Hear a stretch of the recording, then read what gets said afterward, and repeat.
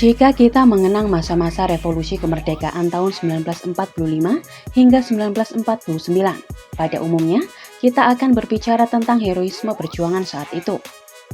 Namun, sayangnya ada yang terlupa, yakni ada korban-korban percatuan tanpa sempat terekam sejarah resmi Indonesia.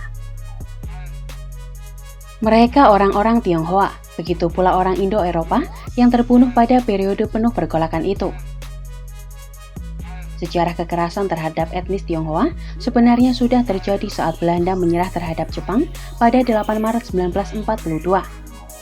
Kekosongan kekuasaan membuat gerombolan preman berkolaborasi dengan penduduk menyasar kelompok minoritas tak berdaya. Kekacauan itu akhirnya berhasil dikendalikan Jepang dengan menerapkan hukum berat bagi pelaku kejahatan. Contohnya di Tangerang, ketika polisi Jepang mengeksekusi jawara di pinggir sungai Cisadane. Mayat para jawara dibiarkan mengambang berhari-hari untuk memberi shock terapi. Kekerasan itu kemudian berlanjut setelah kemerdekaan Indonesia 17 Agustus 1945. Kala itu, penduduk Tionghoa sebenarnya sudah cemas pasca terjadinya pertempuran Surabaya dan Bandung Lautan Api. Koran Sinpo menyamakan aksi bumi hangus yang diinisiasi para pemuda saat pertempuran itu dengan penghancuran properti milik orang Tionghoa. Di Surabaya misalnya, kampung-kampung Tionghoa di kawasan Pasar Kembang, Tamarin Delaan, dan Keputeran diratakan dengan tanah. Lebih dari 1.000 orang Tionghoa terbunuh dalam pertempuran di Surabaya dan 4.000 luka-luka. Pada Juni 1946, aksi kekerasan juga terjadi di Tangerang dan menjadi aksi terparah. Lebih dari 700 orang terbunuh, 200 hilang, 40 hingga 50 kampung rata dengan tanah. Sementara, lebih dari 1.200 rumah dirampok atau dibakar di Tangerang.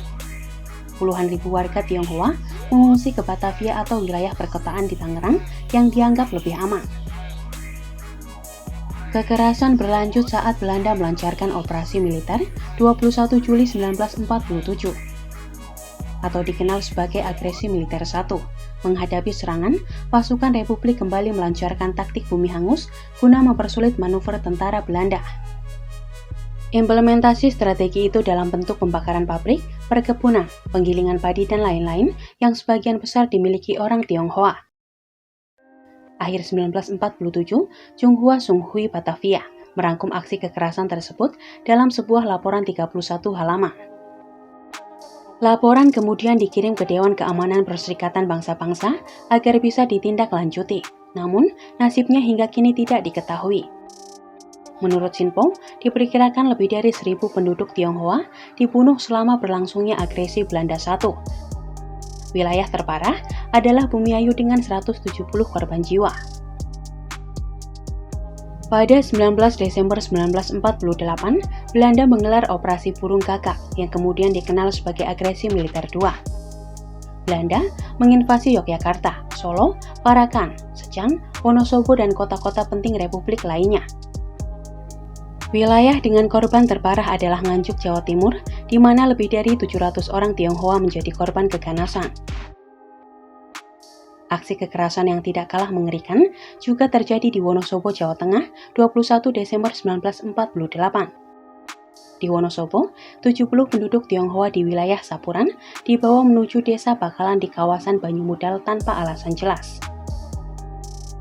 Laporan CHTH Yogyakarta, sedikitnya 1.025 orang Tionghoa terbunuh selama agresi militer Belanda II di Pulau Jawa saja. Sementara 115 lainnya dilaporkan mengalami luka berat, 9.050 masih hilang, dan 31.497 harus mengungsi ke lokasi yang lebih aman. Kekerasan terhadap warga Tionghoa rupanya masih belum berakhir. Di masa kemerdekaan, aksi-aksi serupa juga masih terulang, entah sampai kapan.